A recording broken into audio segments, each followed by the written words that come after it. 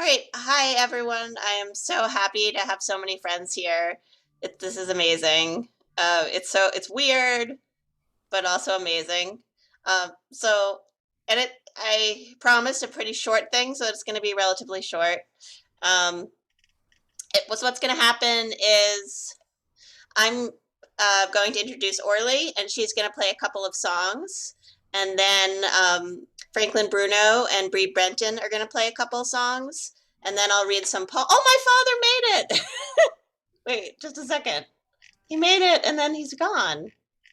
That was I'm weird. admitting them. I admitted him. Oh, he's there. Okay. I will keep doing that. If you're talking, I'll admit, okay? Oh, that's great. Yeah. All right. I'm leaving now. Goodbye. Okay. So, so Orly's gonna play a couple songs, and then Franklin is gonna play a couple of songs. And then I will read some poems, or I'm gonna show a video and then read some poems and then show another video. And yeah, that'll be it. And you'll have plenty of time to make dinner. Okay, so I'm going to start. Orly Bendavid is a poet and a musician and a psychotherapist and not a psychotherapist. Yeah, and she's great, and I'm excited to hear her sing in her first Zoom concert. So that's pretty exciting. Thank you, Joanna. Yeah, this is my first Zoom concert, so bear with me. I'm actually, during this year, Joanna's class is always instrumental to my writing. I've been taking class with Joanna for almost, I don't know how long it's been, almost 10 years. And so it's been a game changer in writing songs. So I'm super grateful to be here and to share 2 new songs written during COVID. First one is called I Need a Love Without Teeth. You don't listen, baby. Ooh, it's not the sex, the fire, the promise of babies. Ooh, you say I'm a mess, but I'm okay. I love to stay, 'cause I always leave. I need a love without teeth.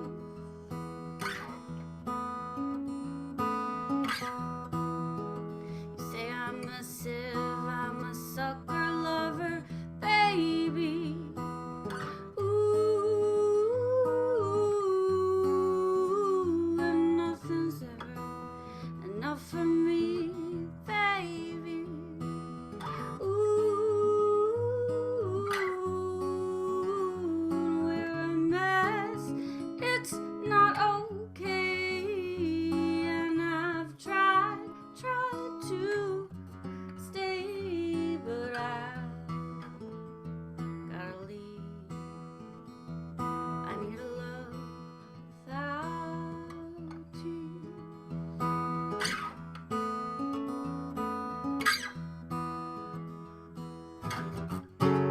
I told you I don't write love songs,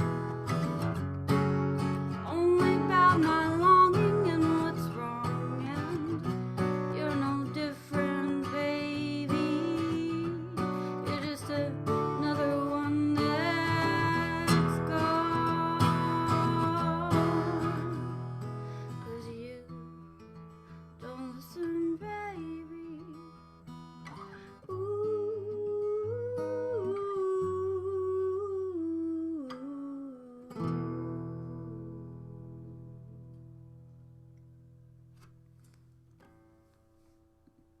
Thank you. This is fucking weird. I'm gonna tune. So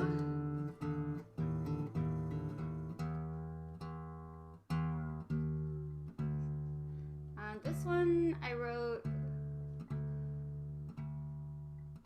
December about just kind of like what happens to people's souls, I guess, or how winter really kind of feels like the cycle of life. The seasons really feel like the cycle of life. Okay.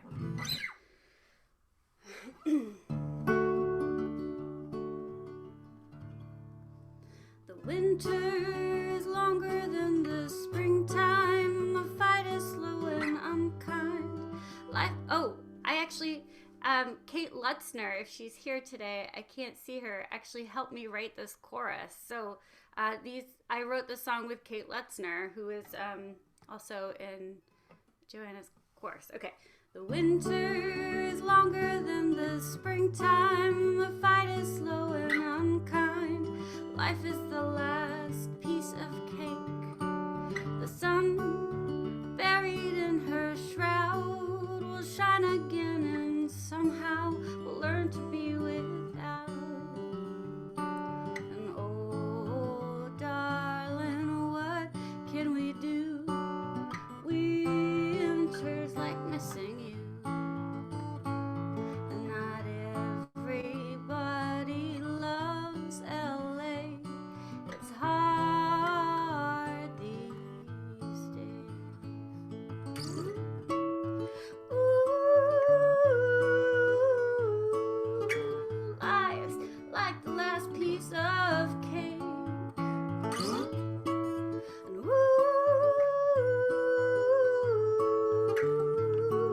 the beauty and the ache.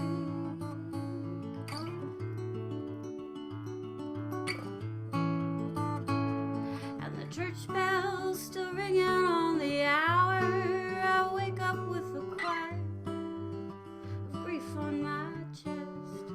And the sun in her morning clothes will shine and show her gold, and from her light I'll know. But oh, darling, what can we do? Winter's like missing you, and not everybody loves LA. It's hard these days.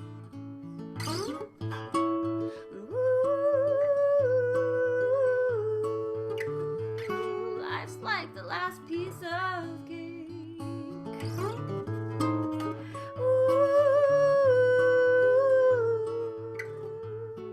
the beauty and the ache.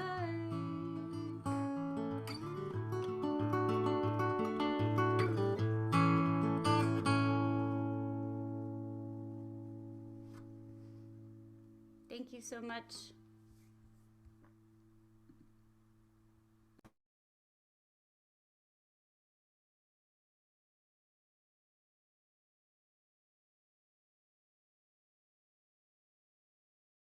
Muted. Sorry, that was beautiful. Thank you so much for playing. I loved it. Yeah. Okay. I won't make that mistake again. Next up is Franklin Bruno and Bree Benton, and I'm looking forward to hearing them. So I have to unmute him if I can find him, or if one of the other hosts see him and can unmute him. Oh, here you are. There I am. Am I Yeah. there? Okay. Yep, Great. I'm gonna just pin you. Or maybe someone else pinned you, I think. No, can you hear me? Yep, I just wanted to, yeah. Oh, just pin me and make me the person you're looking at? Yeah. Okay. I think I pinned okay. him. Okay, And good. if people just press speaker view too, they can see him. Yeah. Okay. I mean, that's up to you. We want to see yeah. you. Hi, I'm Franklin. Thank you, Joanna, for inviting me. Congratulations on the book. I hope you're going to wave it around and plug it, soon. And those were lovely songs. Orly, nice to meet you. I have to say, first of all, I was trying to figure out what to do that would be kind of responsive and we're up in Jackson Heights, but the principle is the same. I just thought a lot of the book, some of the book takes place on trains, so we're gonna be in that realm. But I also have to say, I haven't been playing guitar. I haven't played much on Zoom either, like 1 or 2 things over the last year, and I've been playing a lot more piano at home. So when I decided to sing this song, I got out the guitar and I realized my calluses are just nothing. So I hope you appreciate the physical pain that I'm going through to play this song for you.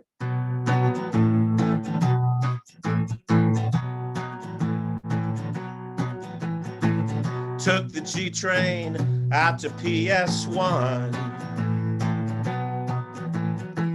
Looked around a while, and when I was done, spent an hour or more in the museum store. Now my catalog raisonné really weigh a ton. Nobody reads, but everybody looks at art books.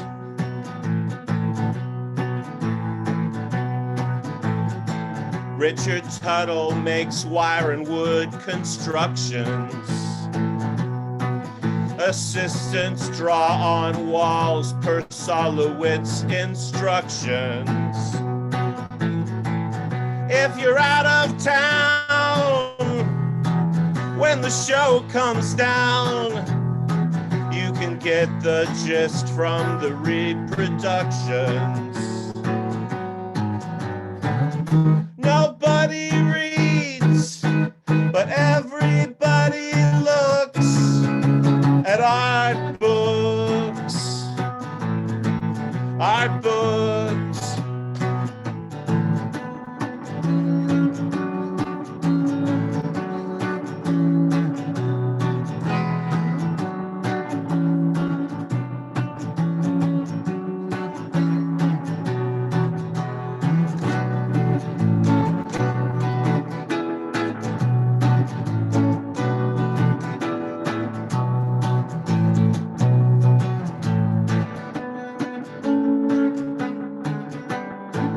Statues stand on pedestals, paintings hang on hooks, floating shelves support themselves in Park Slope breakfast nooks. Nobody reads, but everybody looks at art books. Art books. Art books. Art books.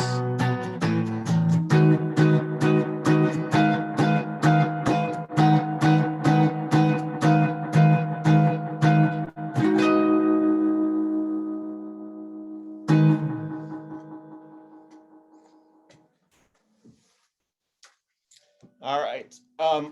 We're gonna move the frame a little bit. See if I don't even know if I'll be visible, but I want to introduce my partner, my wife. I just don't like using the possessive, you know. The person I'm married to, Bree Benton, and this song is from 1904. It was by let's see, Gene Schwartz and Arthur Jerome. Anyway, and I think that's enough. I think knowing it's from 1904 helps. Well, it's from 1904, and it's about something that was new to New York in 1904. And I haven't been on it myself for a year, but some of you have, and I imagine we'll be there relatively soon.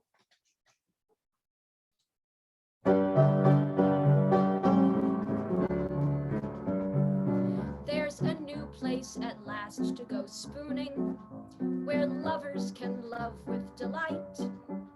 In the future, just cut out your mooning and banish the stars from your sight. Goodbye to the auto and trolley. A new lover's lane has been found, where lovesick young Jimmy and Molly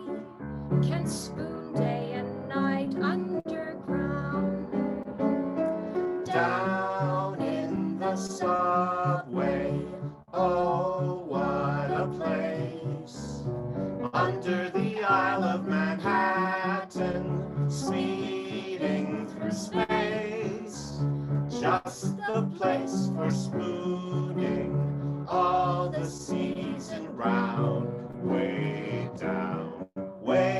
down in the subway, underneath the ground.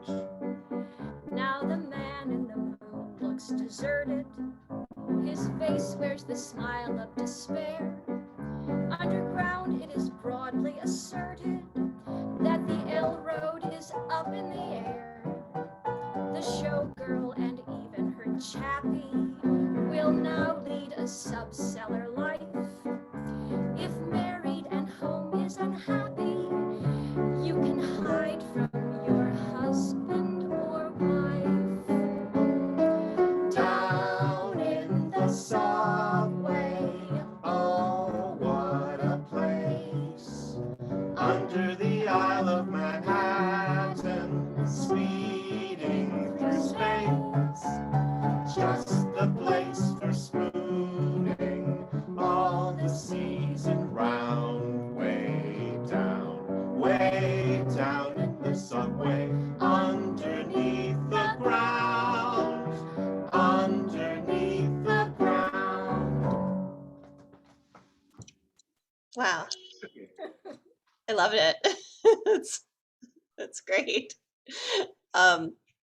Yeah, thank you so much. That was, yeah, as Keelan says, amazing. And thank you, Orly.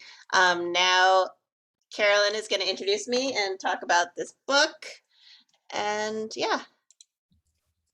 Hi, everybody. Thank you so much for being here this afternoon. I was lucky enough to edit this book. And I'm an editor as well as a fan at the same time. And for starters, I just want to thank Joanna for writing the book in the first place. For those of you who have read it, you know that it's a completely unique book. And for those of you who haven't, you're in for such a big treat. To read Joanna's work is a very specific kind of pleasure. I'm not exaggerating when I say that editing To a New Era was one of the editorial experiences of a lifetime. As I was working on her book, I knew that I was interacting with something important, that this book would make real change out there in the world. And this is particularly meaningful right now. You know, I was editing it during COVID, during a time of serious human rights issues. And that's when Joanna was working on it and also editing the last stages of it. But To a New Era is surely up to this task. It confronts these issues with brilliance, heart, humor, and a good, healthy dose of surrealism, which is maybe my favorite part about it. Joanna's able to blend all these registers, even in just a few lines. For instance, just hear this book beginning. If history is a circle, so this is Joanna's poetry, of course, okay? If history is a circle, how long will it take to lick the lollipop and get to the empty core? Could there be a sentient creature sleeping in its center? And here's the most amazing line: a Tootsie Pop mermaid of history. If so, wake her up. I mean, come on, this is amazing. To be certain, in To a New Era, Joanna has awoken that Tootsie Pop mermaid of history, and this is no small feat. In addition, as is the case with the best writers, Joanna's able to say so much without even saying it, to gesture towards wordless things that crouch beneath her words. You will leave her book feeling intellectually, comically, and cosmically refreshed. And now I am so incredibly excited as an editor and as a fan to hear you read your beautiful words. Oh, so. Thank you so much, Caroline. I'm going to mute myself so my kids don't hear okay. me, but I'm so happy to be here. I'm going to pin myself. That was beautiful. And yeah, I'm so happy everyone's here. I'm going to show a video to start. Let's see. This is one of the first videos I ever made, so It's called you'll see, Self-Portrait with Missing B-Movie.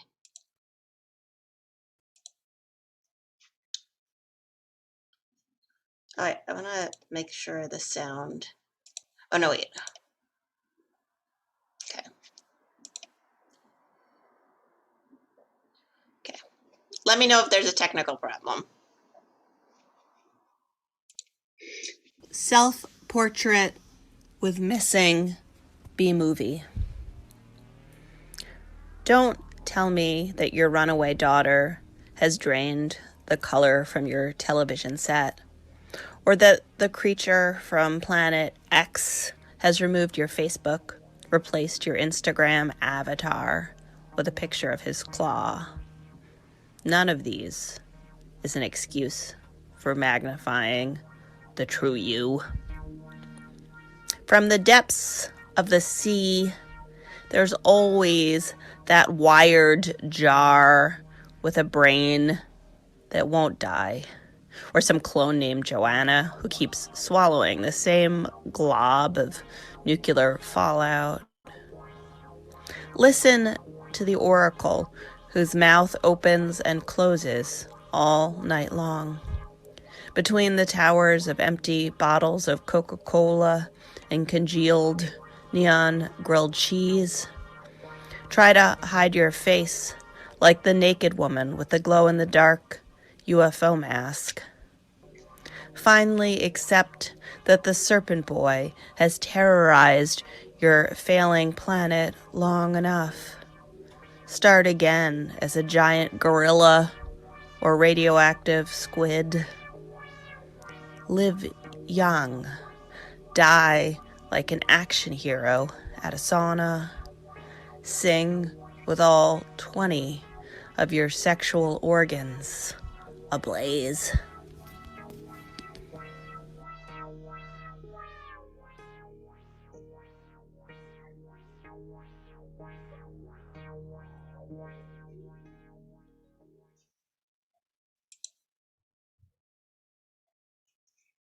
Okay.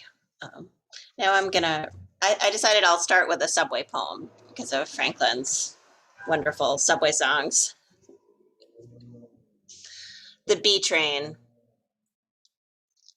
Oh, it's in jammed, so the first line and the kind of goes into the title goes into the first line. The B Train feels like a crumpled fedora sliding through the chattering tunnels of the damned, and the rails clanging almost completely covers the folk song of the migrant accordionist. But it is love for you with your cubist profiles of shattering chandeliers that illuminates my life. I'm thankful to you all, the young lovers in the corner, he in ripped corduroys, she modeling the day-glow uniform of a fast food chicken empire, and the mini old lady balancing a massive aqua ball gown in a plastic dry cleaning shell. In these moments, I know that the boy with the furrowed baseball cap is writing poetry on his cell, and the toddler smiling with all 7 of her best teeth. I'm sure her joy is transmittable, like those microbes crashing towards me from the tourist's insubordinate sneeze. So I have 2 poems in this book called To a New Era, so I'll read the first one, which starts the book. To a New Era. Oh, tourist, Maria. It was a tourist sneeze, yeah. But it could be both, I guess. A tourist who's a Taurus. Okay. To a New Era. If history is a circle, how long will it take to lick the lollipop and get to the empty core? Could there be a sentient creature sleeping in its center? A Tootsie Pop mermaid of history? If so, wake her up. Feed to her the ghostly bodies created by Twitter bots and conspiracy tambourines. Let her destroy them with her split tongue. Sing to her of babies, yet to know the meaning of disgust. Teach her to kick, to run on her fishy tail, and karate chop the gears of time until they resemble steampunk frayed metal wings. Here, the radius of the sun can meet the radical endpoint of our hope, buttermilk, dolphin dreams, hot air balloons, oceanic longing and or weeping, and start again as pure immaterial possibility.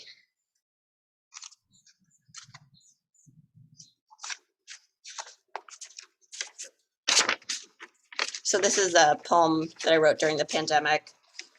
I wrote it last summer. I guess I thought by the spring things would be open a little more than they are, which was maybe naive. It was before we got a cat. And I really wanted a cat, and Bob was not sure. Anyway, so that's what it's about. Now I'm like, oh, maybe I should get the treats so that you can see that Bob did eventually agree to get a cat, but whatever, maybe later. Okay, this is called Whiskers. Bob's pandemic beard is the new member of our household. He pets it as if there were a kitten crawling across his chin. I say, how come you can have a beard cat, but you won't let me get a real cat? A beard cat is no use as a cat. It doesn't jump for the ragged tips of peacock feathers, doesn't wake me up with its wet nose, doesn't crawl on my chest and purr when I hear from my dad that my mom in the Florida hospital isn't getting better. The beard cat doesn't even meow or growl or pounce at crows at the window. As I pout, the beard cat jumps off Bob's face and swan dives into what I imagine is a moment in our post-COVID future.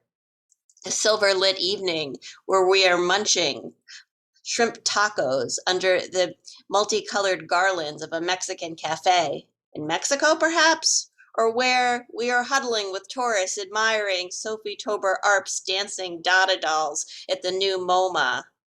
As we worry about everything, all the past and future deaths ricocheting off the decapitated statues of disjointed piazzas, all the lost possibilities of lips grazing lips, the missed handshakes and hugs free-falling into intergalactic tunnels. The beard cat is pirouetting on the rips in time between now and then. It weaves a flag out of the threads it has pulled from continuity, tries to surrender to a dragon with its flame blistering the stratosphere. Each night the beard cat rips the walls off our bedroom, replacing them with a mass of undulating orange paws. Dear beard cat, please forgive me for not loving you enough when all you were trying to do was mark time, to provide a little salt and pepper colored hairtainment to a confined middle-aged couple. When you are finally ready to say goodbye, promise you'll allow me to stroke your pale tendrils one last time. Let me decorate your rough fur with marigolds.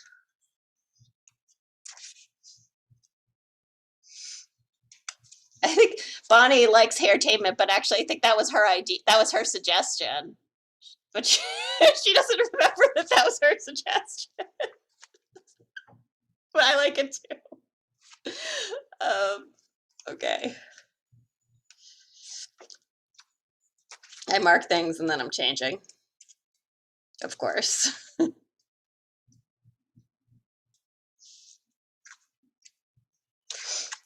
Love poem in a failed state.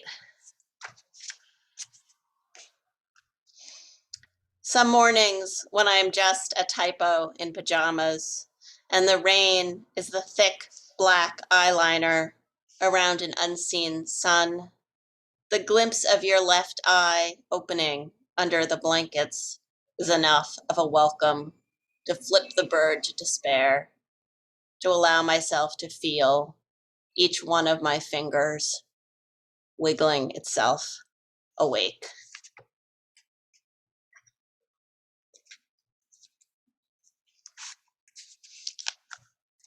Another short one. We were on the way to the protest march or brunch.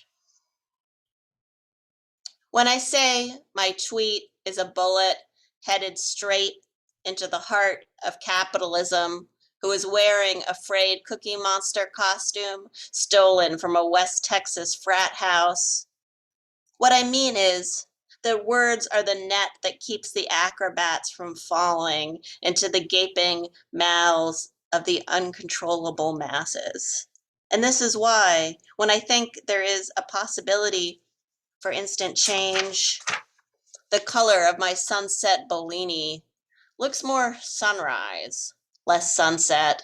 The cafe's white painting is suddenly more Mallarmé, less Architectural Digest, 1986.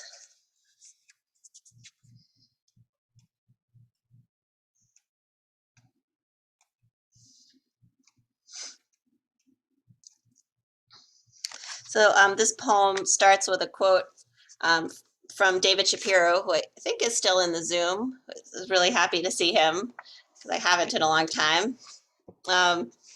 Anyway, so David's quote is, "Ordinary unhappiness is a long poem." And I think David said it's from the phrase "ordinary unhappiness," which I liked so much, was from Freud. So it's, I don't know, but I'm quoting David, quoting Freud, I guess. So anyway, it's called Ode to Unhappiness. Thank you, ordinary unhappiness, for the beep of the smoke alarm when the battery dies. The cloud of spoiled milk ruining beautiful, bitter coffee. Thank you for the ash-colored grout that will never get clean, for the smell of garbage we are too tired to haul down the stairs. Thank you for the luxury of that sliver of luck, the ability to turn off the cell on the television, to recycle the newspaper with the headline about toddlers in cages. Thank you for the fluke of the far away, for the dream about clear wild deer walking through closed city windows. Thank you for late afternoon boredom, for ripped leggings and unaired sitcom pilots, for songs too remote to be required to hear. Thank you for the rustle of swinging car parts and inside-out violins, for the warmth of your orange cat-like body, snuggling quietly between us, the ghost mouse of a future weirder sadness, wriggling slowly in your closed jaw.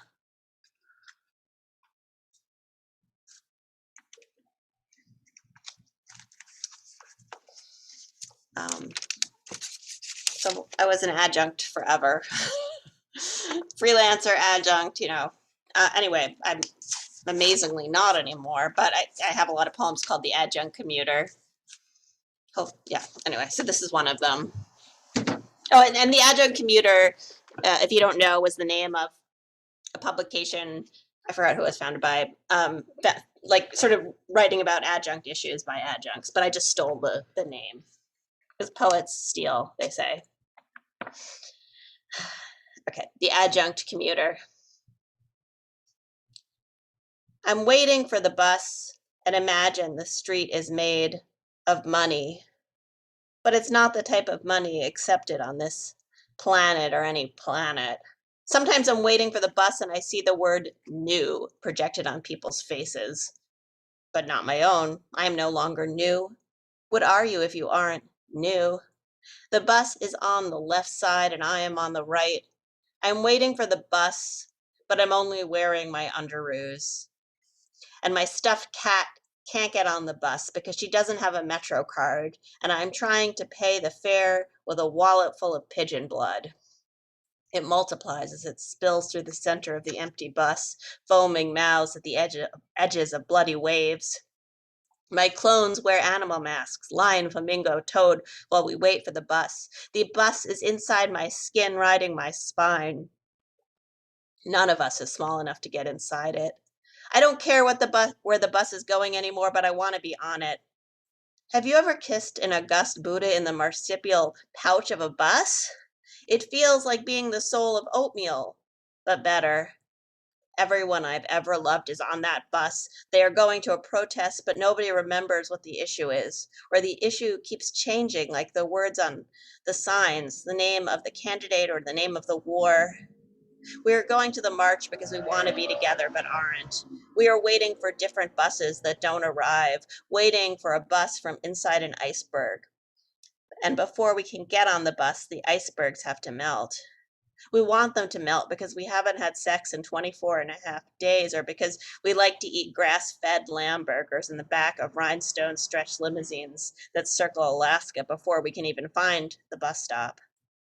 It's possible I fell asleep and we were all melting icebergs waiting for the bus, flooding Foster Avenue with salt water and half-frozen chunks of displaced whale spirits. One day, I'm waiting so long for the bus that I forget I'm waiting for the bus and find myself inventing music, dairy-free bechamel, and urban tetherball. They crown me the biggest shark in the biggest city of the universe, and I'm on every TV channel, big-toothed, grinning like I'm the host or something, but nobody watches TV anymore. Everyone would rather be writing post-linguistic poetry or studying artisanal Urzuki bean canning. If a woman smiles on a TV and nobody watches, yada yada, you know. So I go back to my bus stop. Remember, I should have been waiting for the bus. I enjoy waiting for buses. I'm a bus waiter. There's beauty in waiting for the bus.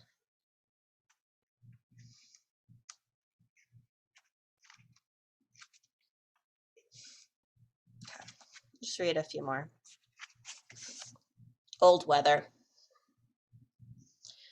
We are waiting for something to help screw the sky's head back so we don't acknowledge the luminous unsaid, that black coat slipping off the damp back of our missing father. One can only pretend to have patience for so long before the roof falls into the childhood basement and a mountain of avocado shag carpet envelops memories of half-consummated sex. The steeple, like any other work of beauty, pretends to pray for the end of thinking. The bull, like any other bovine, pretends to offer us fresh milk, baring its tiny nipples to the sky. If the dead father were here, he would tell us to stop making a fuss. Poor man, he was always trying to say something about the nature of mankind. But what we actually wanted from him was to let the sun unfasten its nose to allow the scent of ripe blueberries to change the color of the light bulb. He told us that one way to convince yourself that you're human is to cry, but a better way is to hold yourself completely still, so that the heart of the forest enters your bloodstream, replaces your cells with fresh, crunchy fronds. Only then will you no longer be bothered by the pale silver screams reverberating from the city's canned juice plant. Only then will you feel like an actual part of the world, something more real than just leafy ideas. I think I'll read a couple more and then maybe show a video, and then that'll be it. So this is a kind of older one. I still teach Intro to Creative Writing. I don't think, do I have two lips up for other people? That sounds weird if somebody's just watching this on YouTube. It was a question in the chat. I guess it's okay.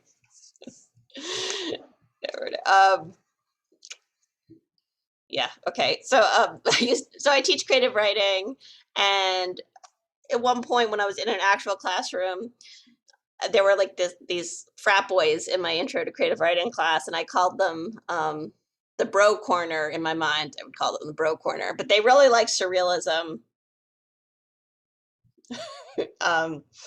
So this poem is called Bro Realism. It's for them. They say inside each bro is a different identical bro, and inside that bro is the chicken that laid the egg that started the world. But dude, where's your magnetic pocket knife, your heliotropic brain extension made for the afterlife? You know, your poetry? When will you let your mouth become the gap between the pizza crust and the cheese?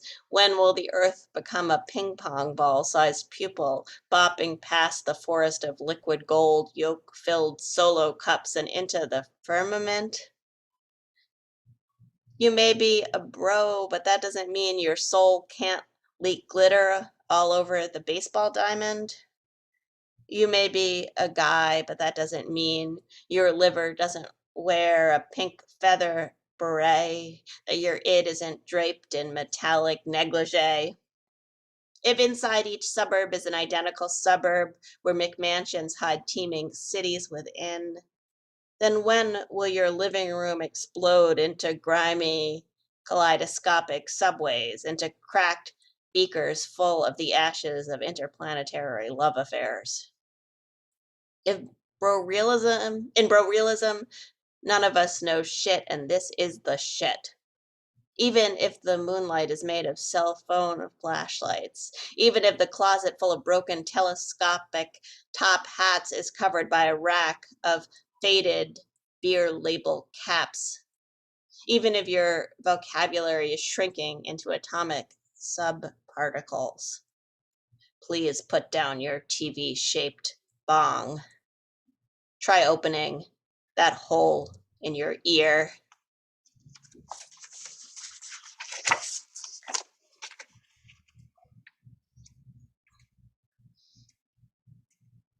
Maybe I'll just show, I'm just gonna find something short to read. I'll read one more and then I'll show the video. Why can't middle age be like childhood, but with sex, liquor, and hipper boots? Some days all I need to be happy is a subway seat and a Diet Dr. Pepper. Other days I'm waiting for the fog to spell out my name. It never happens. I want to believe in the green spaces between my emotions, that mythical quietness where baby ducks waddle and hide cloud babies under their wings. But then anger shows up again, dressed like an old-fashioned nun from a comic book, carrying a yapping chihuahua in her black patent handbag. She wants to punch the sunset, wants the moonlight to whiten her teeth, but all the groaning in her bones gets in the way. Why can't middle age be like that TV show where the ending comes at the beginning? Everyone knows it's going to be tragic, so why not show that first? Then we can focus on the love story, the center of the desk drawer's wrapped truffle, the bodega kitten's upstretched, off-white neck. So I'm gonna show a video in a second. And then just give me a minute to get to the right video. Wait, no.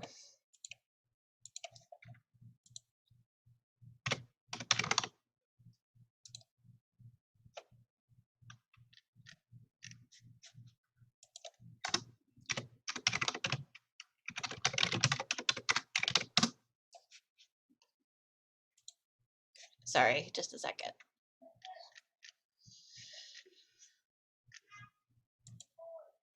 Here we go.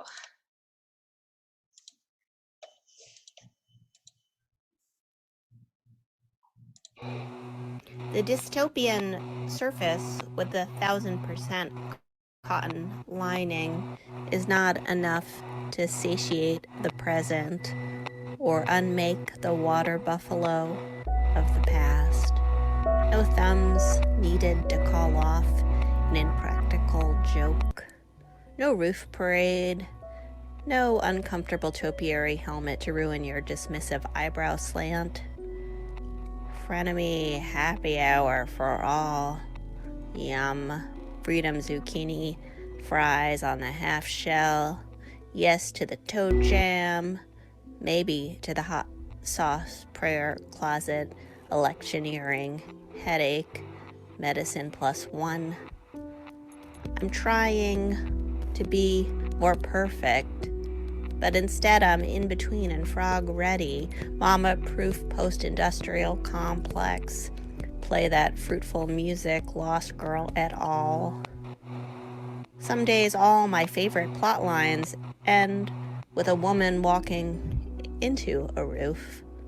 Freedom for all, even you, squeaking your way back into the corset narrative you thought had been transformed. Nope, just signposts here. The activist who lights himself on fire becomes a favorite art house icon, and then a parody on The Simpsons. Only 0.0003% of the audience gets. Our fingers hurt from dialing other people's senators. Wake up, canary face. Time for your solo.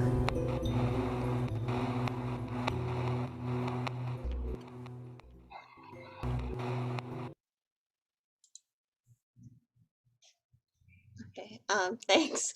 I'm gonna stop the recording and change the sound.